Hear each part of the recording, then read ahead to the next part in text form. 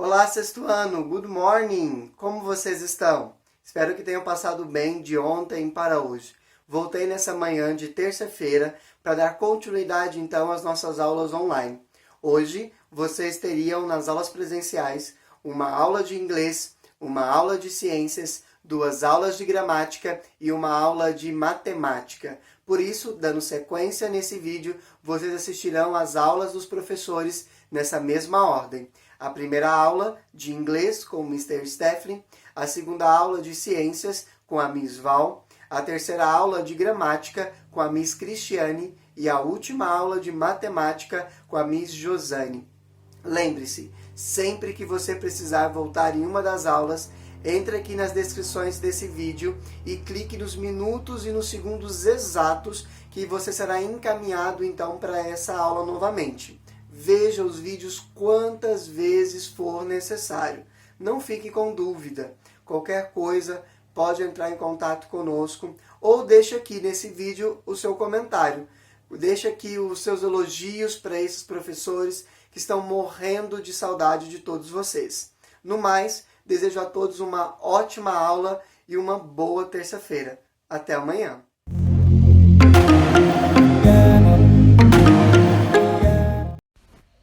Tudo bem, galera do sexto ano? Chegamos então no terceiro vídeo de resoluções dos exercícios passados no segundo vídeo, certo? Sobre aqueles conteúdos. Então nós trabalhamos com o conteúdo de articles primeiro. Definite articles and indefinite articles. Da forma que eu for realizando a resolução dos exercícios, vai dar uma desconfigurada no vídeo, porém vai dar para entender da mesma forma, certinho? Não vai alterar em nada nessa questão. Então, what is the article used to specify things? Write 2 sentences using it. Então, vamos lá. Aqui está falando qual que é o artigo usado para especificar coisas. Então, qual que é o artigo usado para especificar coisas? O artigo que a gente usa é o the. O artigo the, ele é o artigo usado para especificar coisas. Vamos criar 2 frases com ele? Então, vamos lá. Vamos seguir aqui. The car is red. O carro é vermelho. The car is red. E um próximo exemplo pode ser The girl is short. A garota é baixa, é pequena. Então, temos 2 exemplos. The car is red. The girl is short. Vamos aqui para o segundo, então. A nossa segunda está pedindo o seguinte. Está dizendo quais são os artigos para serem usados de forma geral.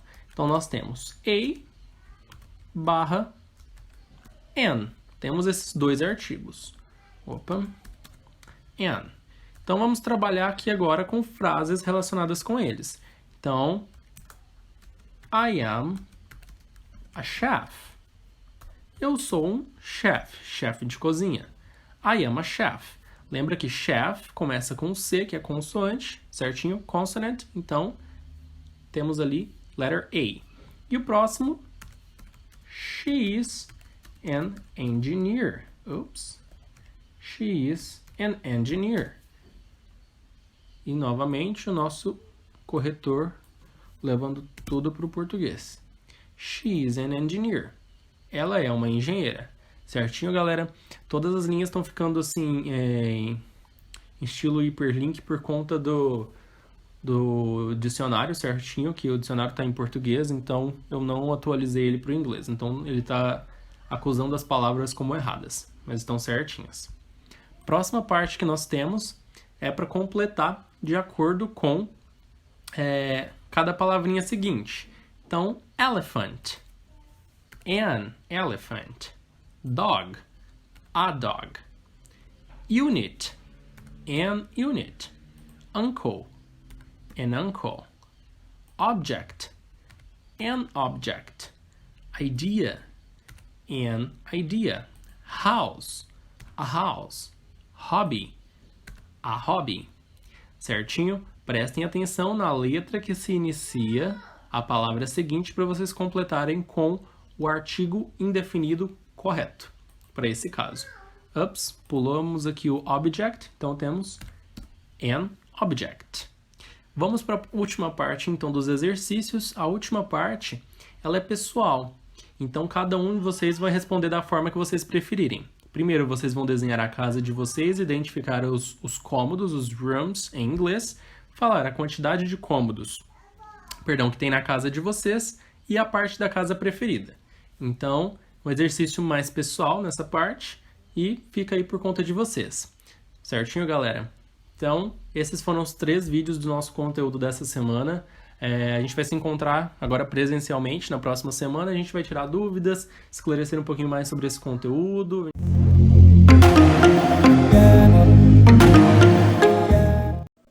Bom dia, meninos do sexto. Ontem passei algumas atividadezinhas para vocês, né? Agora nós vamos fazer a correção delas. Olha, por ser por vídeo, né? Não vai ter como eu ler todos os textos. Então, eu sugiro que vocês espero, né? Que vocês tenham lido para fazer as atividades. Meninos, e não é porque a gente está longe, eu quero as minhas atividades com resposta completa. Vocês sabem que eu cobro muito isso e eu vou cobrar na hora de olhar essas atividades. Bom, na questão 4 da página 61, lá tem a mosca Dermatobia hominis, né? Ela é uma mosca muito esperta. O que ela faz? Ela faz a interação com outros seres. 7 dias após a cópula dela, a mosca adulta ela pega, deposita seus ovos na parte do corpo, na lateral do corpo de outras moscas ou mosquitos, e essas moscas e mosquitos transportam esses ovinhos até em algum mamífero, podendo ser um boi, um cachorro, até mesmo a gente. Ou seja, esses insetos dão carona, né, para os ovinhos dela, da dermatóbia. O que acontece? Depois de alguns dias, né, esses ovinhos, né, eles eclodem e aí sai uma larva conhecida como berne, que vai penetrar na pele desses animais, vai desenvolver, alimentando e trazendo prejuízo para esses mamíferos.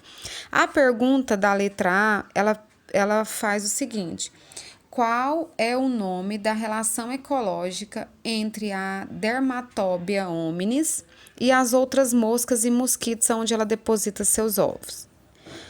Justifique a sua resposta. Então, nós temos 2 respostas aí. Gente, a relação ecológica entre a mosca, a dermatóbia, e as moscas e mosquitos é o comensalismo. Por que é o comensalismo? Porque a mosca é beneficiada porque os outros insetos carregam seus ovos. Na letra B, qual o nome da relação ecológica entre a dermatóbia e os mamíferos? Gente, a relação ecológica entre a dermatóbia e os mamíferos é o parasitismo. Aí nós temos que justificar. Por quê? Porque as larvas das moscas são beneficiadas ao se alimentar com a parte do corpo dos mamíferos, certo? É uma relação onde tem prejuízo. Bom, o texto a seguir, ele vai apresentar a questão número 5, ele tem um texto e o texto ele apresenta sobre o desequilíbrio ecológico que é comum acontecer nas cidades, certo? O que ele fala no texto? Que tem pragas, né, de insetos que na maioria das vezes eles são resultantes da velha história, né? Que nós agimos mal com a natureza, desrespeitamos, destruindo e causando... E a gente prejudica o equilíbrio ecológico, né? Então, o que sobra para a gente é a perda. Então, com a devastação das matas, o que aconteceu? Né? Com o fogo, com o desmatamento, com tudo, os cupins, né? Eles saíram lá das florestas, né? E acabaram chegando nas cidades. Ou as cidades foram construídas onde tinha mata, esses animais ficaram lá. O texto fala isso. E aí ele pergunta na letra A, qual é o nome da relação ecológica entre os indivíduos que formam o cupizeiro? Gente, cupizeiro é cupim. Então, cupizeiro vem de cupins. Os cupins, eles vivem em sociedade, assim como as formigas e as abelhas. Aí ele pede lá na questão. Então, você vai colocar: a relação entre os indivíduos é a sociedade. Caracteriza essa relação. Você vai explicar. Olha, os cupins são indivíduos, esses indivíduos, né, são cupins, pois eles são da mesma espécie, eles cooperam entre si, buscando benefício para todo mundo. E na sociedade, esses indivíduos eles não permanecem ligados entre si. Na letra B, qual o nome da relação ecológica entre os cupins e os animais como aves, tamanduás, micos e tatus? Lá no texto ele fala que os cupins servem de alimentos para os passarinhos, para os tamanduás, para os tatus, certo? Então, qual é a relação? Você vai colocar a relação ecológica entre os cupins e os outros animais é o predatismo. Por quê? Então, vamos falar o porquê. Porque no predatismo, o predador é beneficiado porque ele consegue alimento, já a presa é prejudicada porque ela morre. Então, o cupim, ele é a presa. E o predador vai ser a ave, o tamanduá ou um tatu. Letra C. As pragas geralmente são exemplos de desequilíbrio ecológico. Aí está pedindo para você explicar com as suas palavras quais consequências esses desequilíbrios podem causar no ecossistema. Meninos, eu não sei, ou professor, eu não sei o que é desequilíbrio. Então, você vai pegar o dicionário e pesquisar. O que é desequilíbrio? Né? Pesquisa lá para você poder responder. Mas eu vou deixar aqui uma pré-resposta, que quando a gente faz as correções em sala de aula, nós ouvimos 3 coleguinhas, né? Para a gente elaborar a nossa quando a gente não dá conta ou faz errado. Bom, desequilíbrio, qual que é a consequência desse desequilíbrio? Gente, o desequilíbrio é quando eu não vou ter um equilíbrio mais. Ou seja, eu vou ter uma quebra, um prejuízo. E aí, esses desequilíbrios podem levar ao desaparecimento de algumas espécies e o aumento exagerado de uma população de uma outra espécie. E aí, pode causar um prejuízo na cadeia alimentar, certo? Pode diminuir a diversidade dos seres vivos. Continuando a nossa correção, né? Para fazer em casa da página 63. A questão número 1, lá, ele tem uma reportagem, então você tem que ler. Então, esse livro, ele traz as perguntas, tem bastante textos, então tem que ler. Ah, mas eu não entendi. Lê 2, 3 vezes que não faz mal à saúde, tá? Bom, lá ele fala que o plástico ele é biodegradável à base de camarão. Plástico biodegradável, ou seja, é um produto que eles estão inventando, que eles reaproveitam a casca dos camarões para poder fazer o plástico. E qual que é a vantagem? Ele decompõe mais rápido na natureza, contribui para a fertilidade dos solos, ele aumenta a fertilidade dos solos. Então, ele vem falando que o plástico foi fundamental, né, para a nossa sociedade moderna, porém, devido à sua resistência, ele traz um problema ecológico muito grande, né? Então, ele traz um problema ambiental. E aí, ele vem falando das vantagens desse biodegradável e da desvantagem do plástico que a gente utiliza atual. Na letra A, ele pede para você fazer uma pesquisa e explicar o que é um produto biodegradável. Meninos, produto biodegradável, o que é bio? É vida, degradável, que degrada, que decompõe. Então, aquele produto vai ser biodegradável, o produto ele é biodegradável, que ele facilita a decomposição por micro-organismos. Então, na resposta aí, você vai colocar que biodegradável é todo produto que pode ser decomposto pela ação de seres vivos, tá? De micro-organismos. Nós vimos que os decompositores, os seres decompositores, são os fungos e as bactérias. Bom, e aí, na letra B? Na letra B, ele pergunta... diariamente é fabricada grande quantidade de produtos que não são biodegradáveis. Grande parte desses produtos acumula-se no ambiente, poluindo. Estabeleça uma relação entre o acúmulo de produtos não biodegradáveis com a ação dos seres vivos decompositores. Menino, quando o produto não é biodegradável, ele não é decomposto, não tem ação de micro-organismo. Então, não tem uma ajuda, certo? Ele vai acumular no ambiente poluído. Quando o produto revisando aí, né? Então, os produtos não biodegradáveis, eles não são decompostos, certo? Então, vai acumular no ambiente poluindo, e ele vai poluir ele, certo? E aí nós temos um problema ambiental gerado. Então, os seres vivos decompositores, eles atuam quebrando os compostos complexos em substâncias simples e dessa maneira ajuda na reciclagem dos compostos no meio ambiente. Letra C, ele está pedindo para você citar medidas em que cada um de nós poderia adotar para diminuir a poluição causada pelos produtos não biodegradáveis, tá? As respostas aí que vocês poderiam colocar por exemplo, diminuir o uso de sacolinhas plásticas, separar o lixo, né? Usar produtos biodegradáveis, ou então posso colocar, não utilizar produtos que não se evitar o uso de produtos não biodegradáveis, né? Destinar corretamente os resíduos, reciclar os produtos, né? Cobrar dos governantes leis e programas, né? Que ajuda aí na questão para não deixar as pessoas usarem os não biodegradáveis com tanta frequência. Então, criar leis mais rígidas.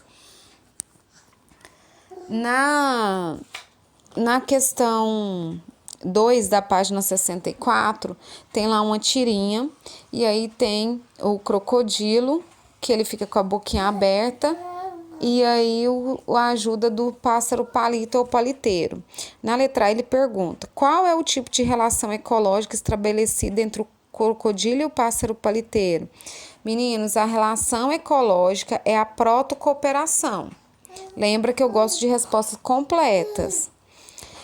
E para justificar, professora, o que eu vou colocar? Então, você vai colocar que é uma protocooperação, porque são espécies diferentes e as duas são beneficiadas, certo?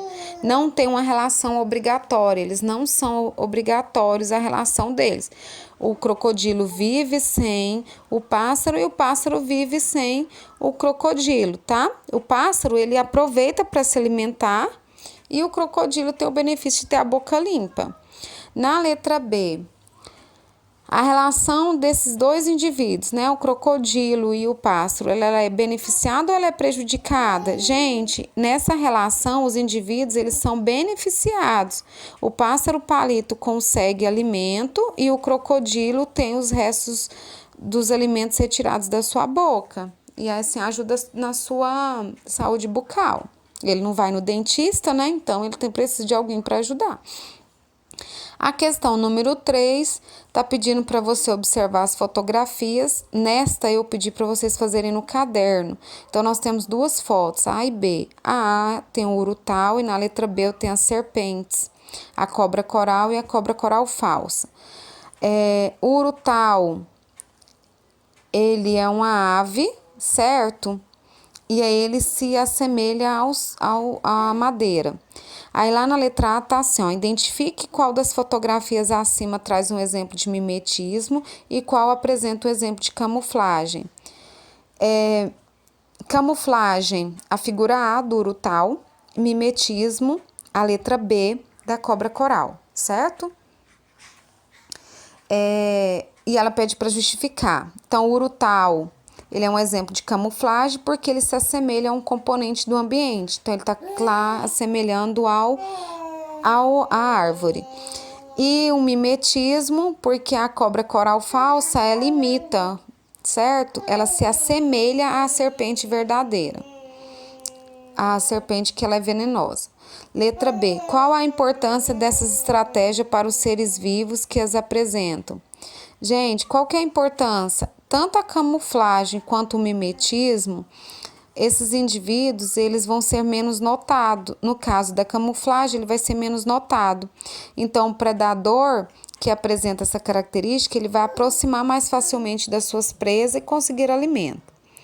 Já no caso do mimetismo, né, as espécies que tem, no caso da cobra coral falsa, ela faz com que as espécies, elas apresentem, que tem esse caso, elas sejam menos predadas. Então, elas vão confundir o seu predador, que ela é um animal venenoso, e com isso ela não vai ser alimento dele, tá ok? Beijinho pra vocês escutaram aí no finalzinho do áudio aí, o Benício tá aqui comigo, né, nesse trabalho em casa, ele tá aqui ajudando. Fala um oi pros meninos, Benício. Ele ainda não fala não, viu, meninos? Mas ele grita.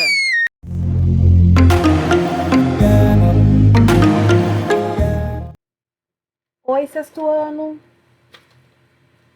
Como vocês estão? Espero que esteja tudo ótimo, comigo tá tudo bem.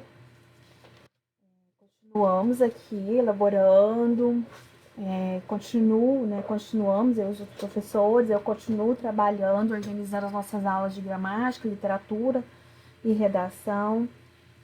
Hoje eu vou falar com vocês sobre gramática, hoje 31/3/2020. Continuamos seguindo o horário oficial, assim como eu já havia comentado com vocês anteriormente. O nosso horário, ele tem o quê?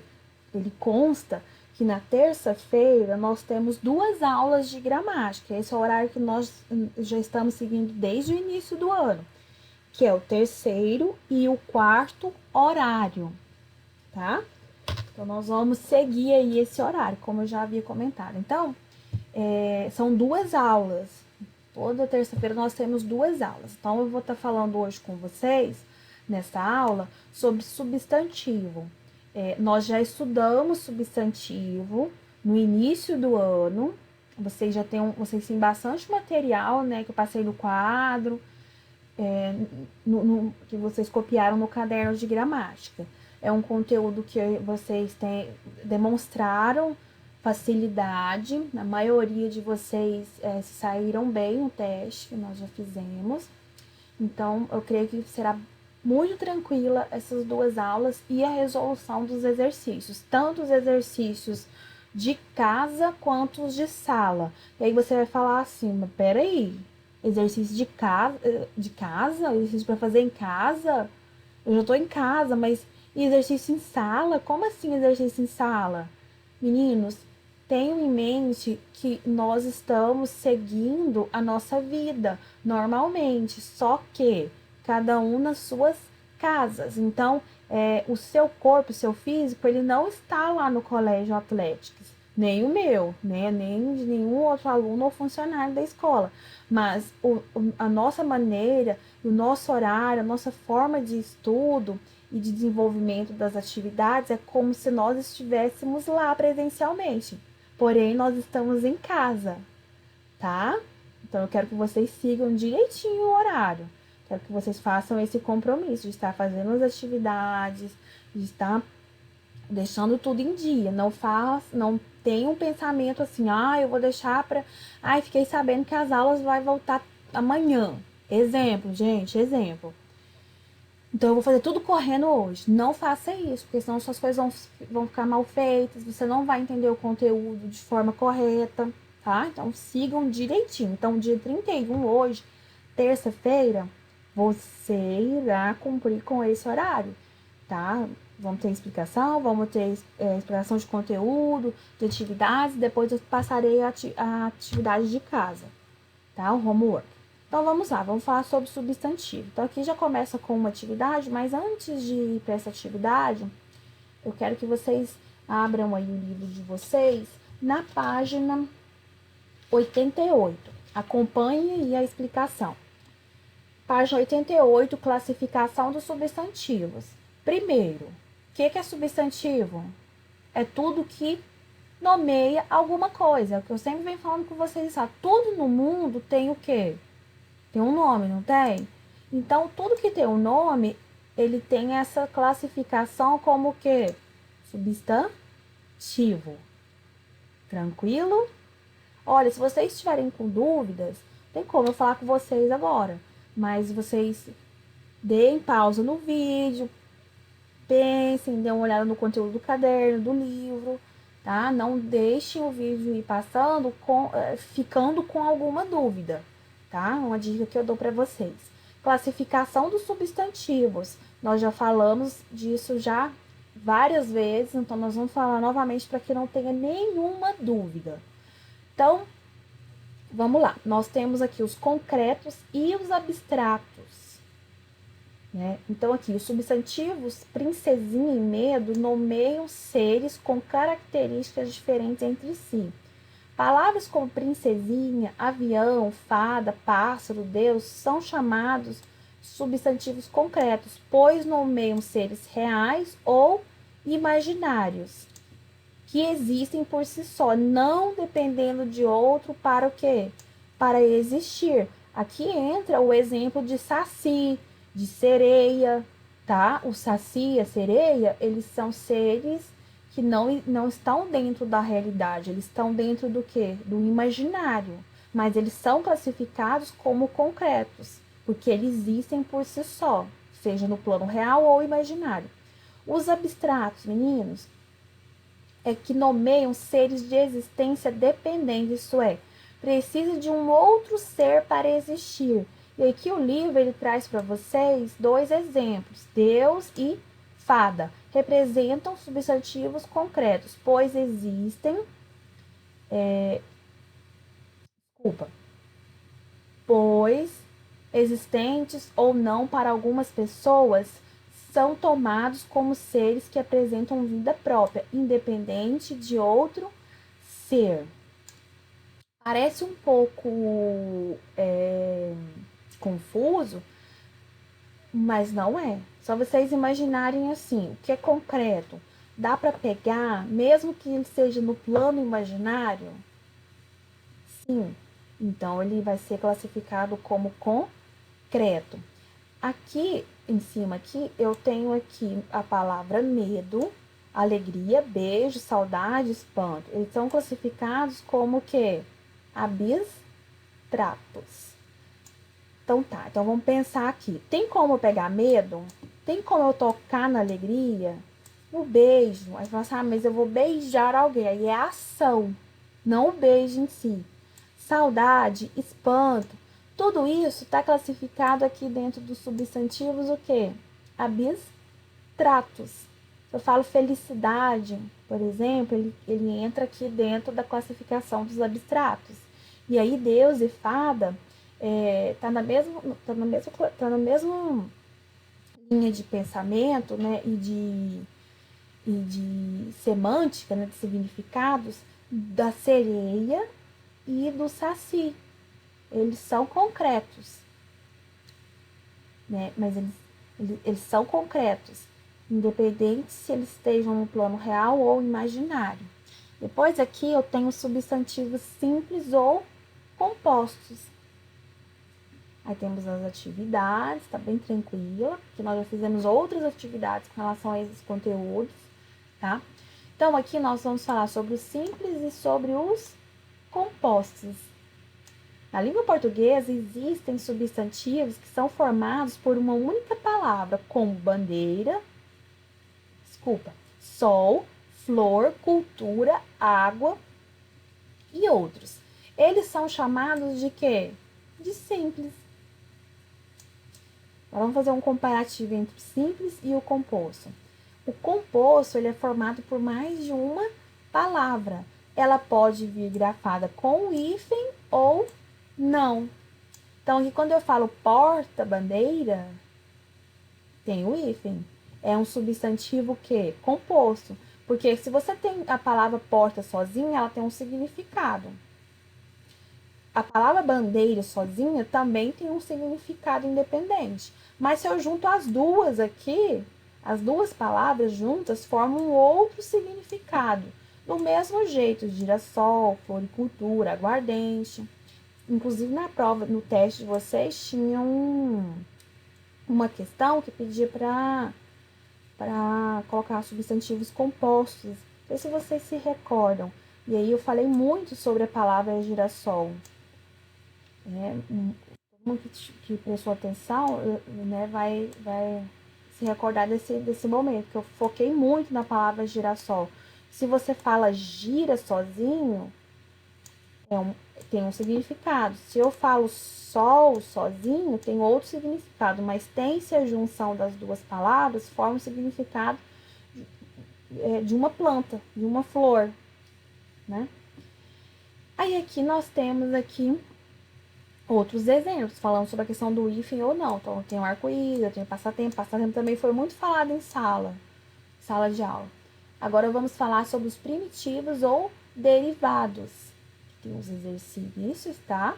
Então, aqui, eu tenho os primitivos e os derivados. Os primitivos são aqueles que que não provêm de nenhuma outra palavra. Ou seja, ele é primitivo, ele é o início. Ele não tem ligação a outras palavras. Então, quando eu falo aqui caça, cavalo, rio, boi, carro, plano, todos esses substantivos são o quê? Primitivos. Agora vamos passar para os derivados. Os derivados é o contrário dos primitivos. Os derivados, eles são formados a partir do quê? De uma palavra já existente. Então, quando eu falo caçador, é derivado. Derivado de qual palavra? De caça. Se eu falo cavaleiro, foi derivado de cavalo. E assim por diante. Os outros exemplos aqui. Então, substantivo primitivo é aquele que não vem, ele não provém de outra palavra. E o derivado já provém de outra palavra, de algum outro substantivo. Agora nós iremos falar sobre os substantivos comuns ou próprios. O meu nome, o seu nome, ele é um substantivo que próprio. Então, se eu falo, né, se eu escrevo, né, é um substantivo próprio, eu tenho que entender que a minha escrita, né, esse substantivo, ele sempre vai começar com letra maiúscula. Por que eu tô frisando isso? Porque outro dia eu peguei aí no 6º ano nome de pessoa, nome próprio, era o nome da pessoa que estava fazendo o exercício, o nome com letra minúscula. Vamos ficar atenta a isso. Por favor. Nome próprio é escrito com letra maiúscula. Goiânia é um substantivo próprio. Então, você vai iniciar a palavra Goiânia, o substantivo Goiânia, com letra maiúscula. Tá? Não me venham com letra minúscula. Tá? Vou brigar com vocês. Isso aqui nós já estamos falando aqui desde o primeiro dia de aula de gramática, nós temos frisado nesse conteúdo, tá? E o comum é aquela palavra que vai nomear o quê? Qualquer ser da mesma espécie ou grupo.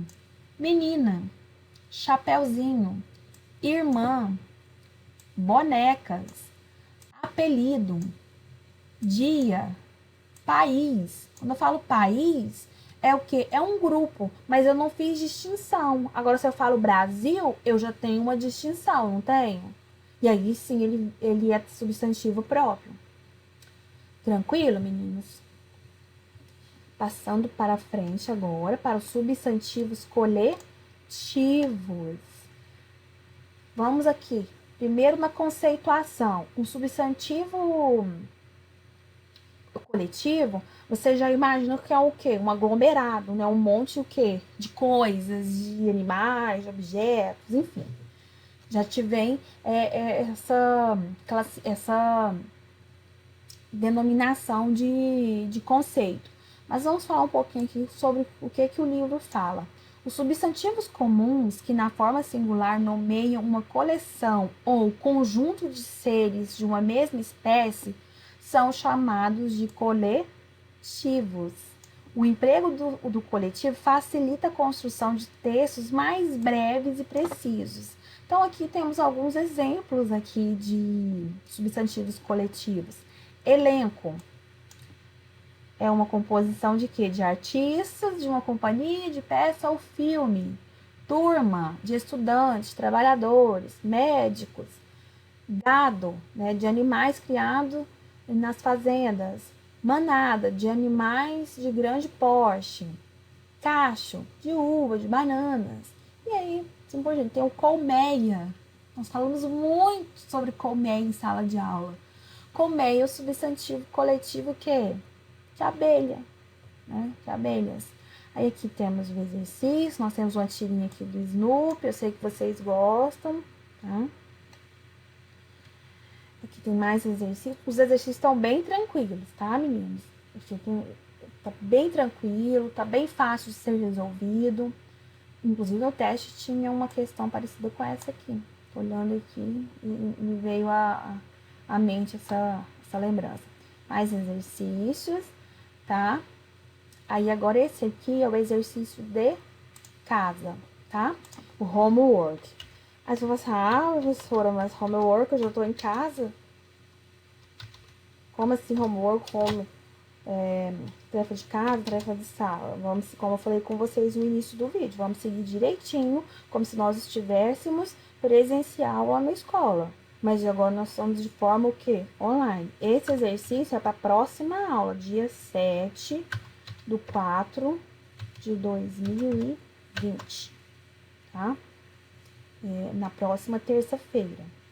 Tudo bem? Ah, como é que você vai olhar? E se não tiver aula? Se não tiver aula, sua atividade já está pronta. O dia que tiver aula, eu vou lá e corrijo. Eu vou lá, marco, coloquei lá o maisinho que você fez, corrigimos e tiramos as dúvidas, enfim, fica tudo tranquilo. Esse aqui é um exercício de casa com relação aos substantivos, tá? Ele começa aqui, número 1, é só o número 1, aí aqui tem o quê?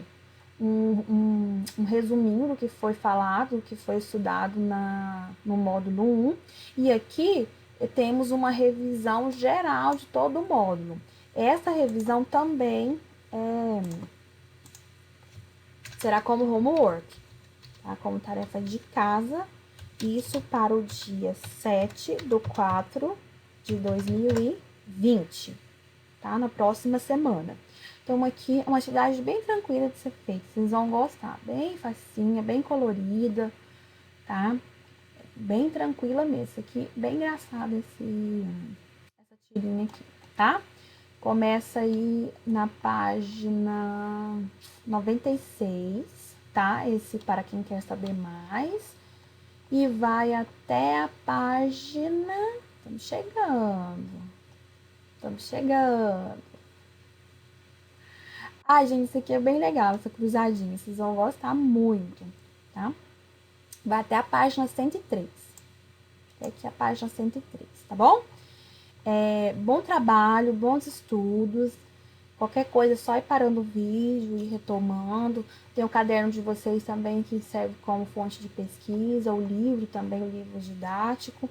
Deixo aqui para vocês o meu abraço. Estou com saudades de todos vocês. Um beijo, cuidem-se e até o próximo vídeo.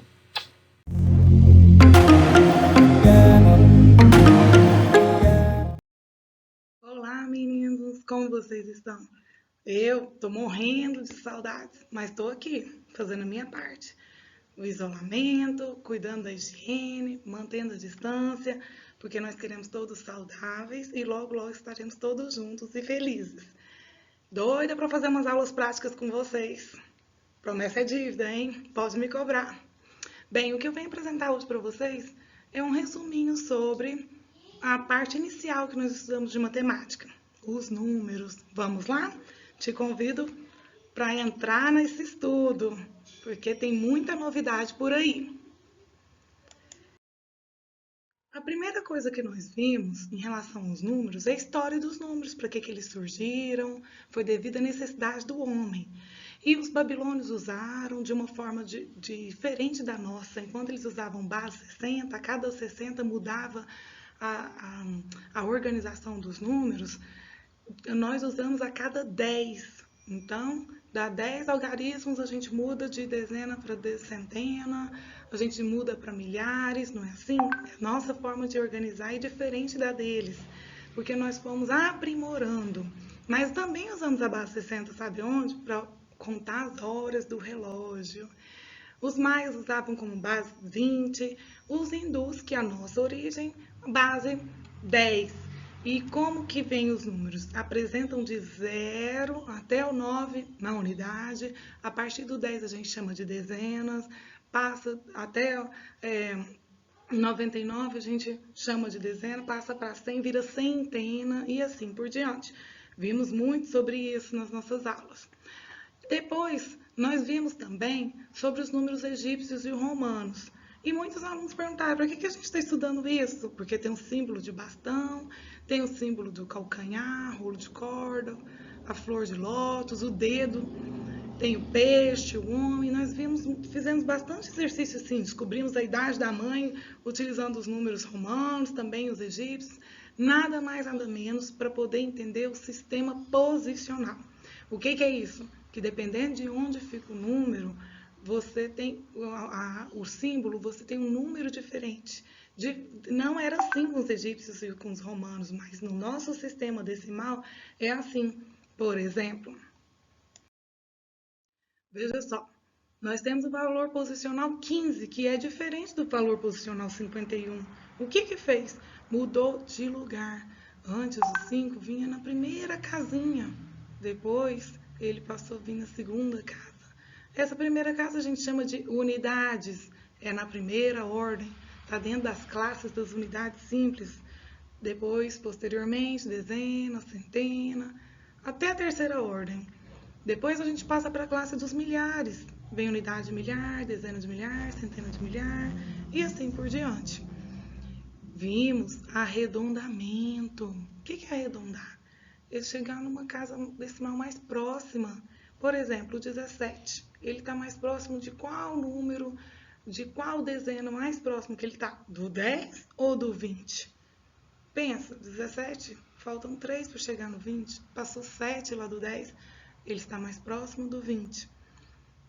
Isso tudo serve para quê? Para o cálculo mental, na hora de fazer continhas, na hora de rachar a conta com os coleguinhas.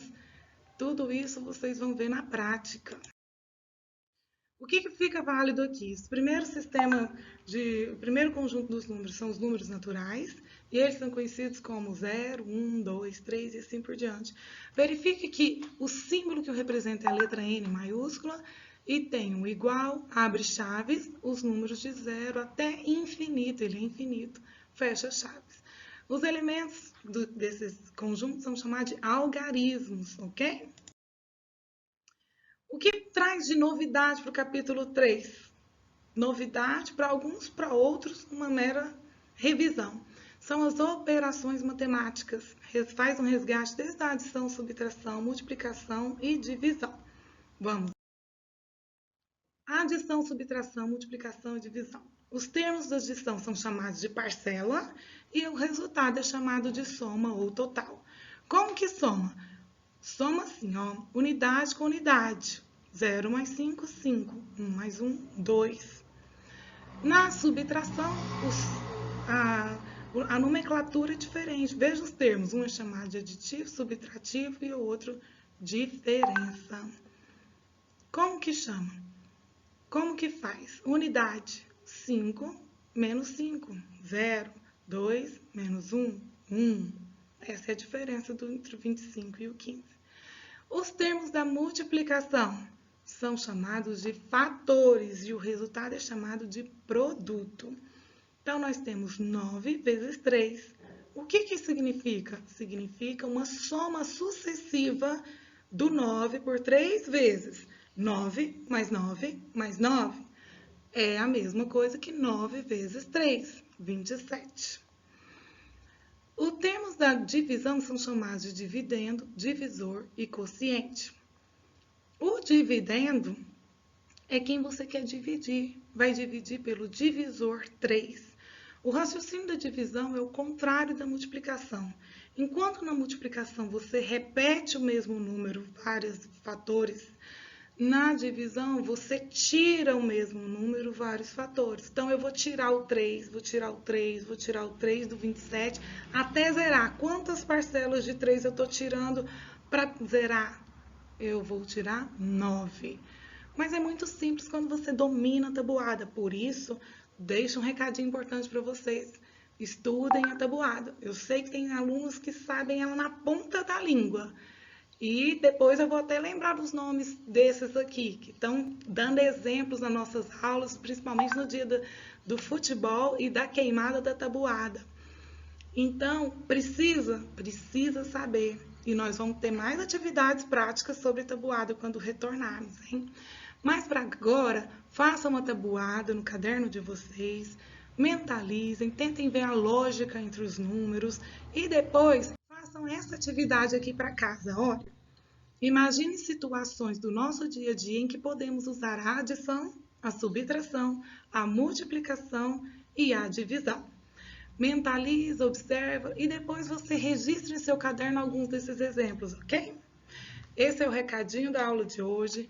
Essa é a mensagem da aula de hoje, nada mais, nada menos do que uma revisãozinha. São conteúdos que vocês já viram no 4º e no 5º ano e nós vamos ter outras aulas desse estilo. O que eu trouxe para vocês aqui foi só uma nova forma de apresentar. Vocês vão para casa, vocês ficaram em casa desenvolvendo essa atividade. Deixa no caderno para quando a gente retornar eu corrigir. E amanhã tem mais conteúdo e mais atividade. E lembra, hein? Aprender a tabuada. Que tal fazer uma paródia da tabuada? Pense bem. Até mais. Beijo!